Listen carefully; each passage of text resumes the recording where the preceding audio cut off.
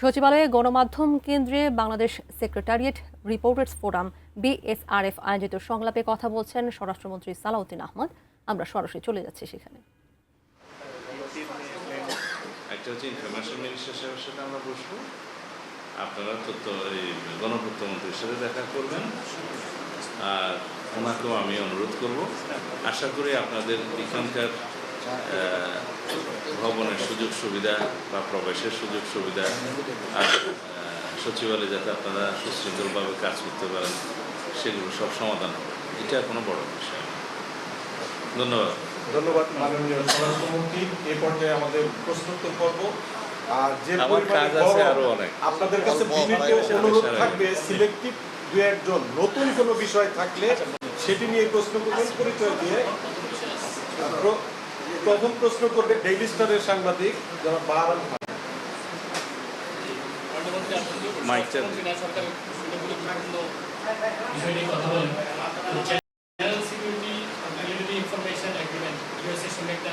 আলোচনা হচ্ছে, সেটা কোন পর্যায়ে আছে, সরকার সেটা কিভাবে দেখছে, এটা একটা প্রশ্ন। কোনটা? দ্বিতীয় প্রশ্ন, আবার বলুন। General security of military information agreement, ইউএসএর সাথে এই ধরনের একটা এগ্রিমেন্টের বিষয়ে আলোচনা করা। আমি জানি না, এটা যদি কোনো পররাষ্ট্র বিষয় হয়, এটা যদি কোনো আন্তর্জাতিক চুক্তি, এই সমস্ত বিষয়ে আপনি পররাষ্ট্র মন্ত্রণালয়ের সাথে কথা বলতে পারেন।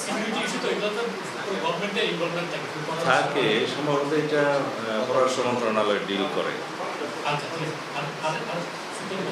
2008 সালের নির্বাচন নিয়ে তদন্ত কমিশন গঠনের জন্য অন্তর্বর্তী সরকারের আমলে গঠিত যে তিনটা নির্বাচন তদন্ত কমিশন গঠিত হয়েছিল, তারা সুপারিশ করেছিল।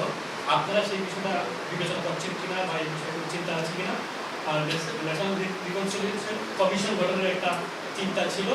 এই বর্তমান যে সামাজিক সমস্যা, সোশ্যাল মিডিয়া সহ যে পরিস্থিতি উত্তরণে এটা গুরুত্বপূর্ণ অবদান রাখতে। একজন কয়টা প্রশ্ন করে? একটা করে শেষে